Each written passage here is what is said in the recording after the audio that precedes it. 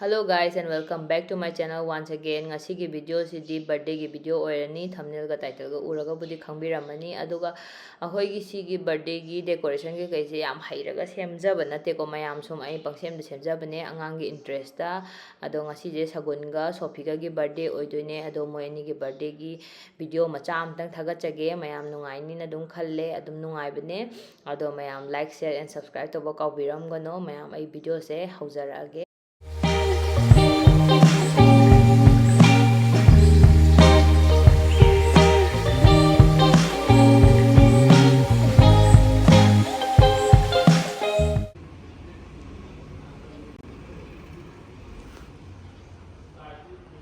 이겁니다 later 아직 렌즈 주의인데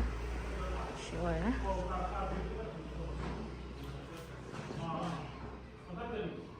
कुबी के birthday की हुजी cake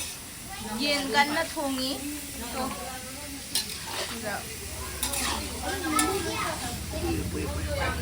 시다 येन 시 kilo क्या नो 시다 तारी थोंगी कोई ददाना येंगो शेफ ने लारी येन उम थोंबा पाम दारगरी 피 종니거 타자 कंटेक्ट तौबिरो खोई दा अदुम लाने सिदाना केजी अहुंगी थोंगी नो ये फेवरेट यूट्यूबर फेवरेट ओरमोनी तो इवेंट प्लानर जो ओइलेगो मथकी दु खना मम ngang अदुगा मैम थोंगिसिना अंगांगिने खंदे अंगांगिने ना अहनगी मोरोक अमम यावर दुगा बर्थडे गर्ल जो सिदा लेरे बर्थडे गर्ल हाय तारो हाय चही गए बर्थडे नो बर्थडे गर्ल हम तो मपान थोगा वीडियो नमसला बर्थडे गर्ल की फ्रेंड मैम जुला है कहीं मिंगा हो गया ना नहीं दी कहीं मिंगा हो गया नहीं दी mana tingting kau be oh mau ma'am siapa जुला yering ni yering ngai be yering 시주 시 아시다 लाइरी 시주 सगुन सिजु बर्थडे तौदोनी हुजिक ताबिद्रे मादे कोई के बर्थडे गर्ल के अखोई बर्थडे गर्ल के फोटो नमजला कोई बर्थडे गर्ल के ड्रेस की फोटो नमजे सिला आसिले जीनांदे बिगयाम सानारे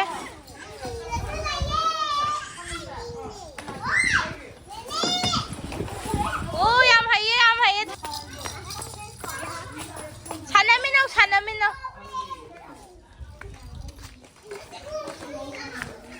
तो सिदा सुफीजु सानारे तो hana ne na tena ne sida ne hana ku tadi ni sedang kai ओ हाये वाह na tene sida ani amat separo very good इधर नो rugo ai nako very good ya to ya birthday girl ने हुजिक ताई birthday girl के बुबोक सु लाई रे सिदा बर्थडे गर्ल के बुबोक संगरे आला सानारी मोय गांगु से यार होगा ना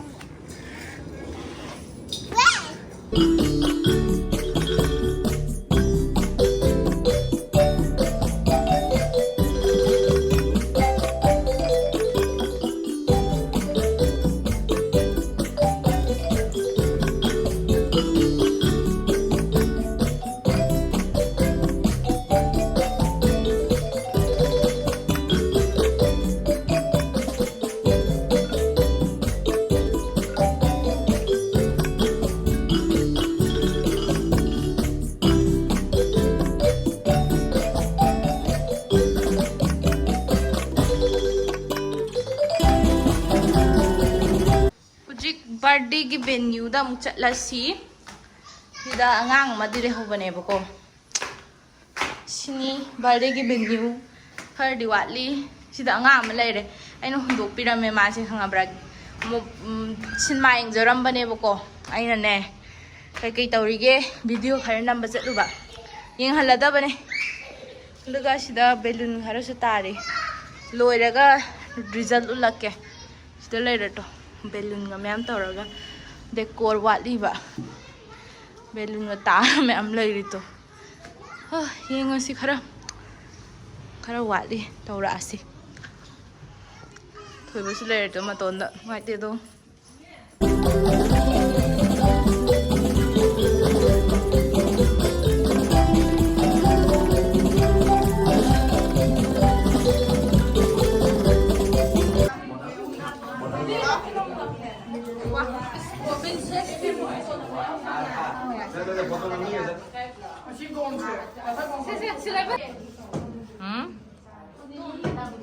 Nào nào. Chikkubi layo ya.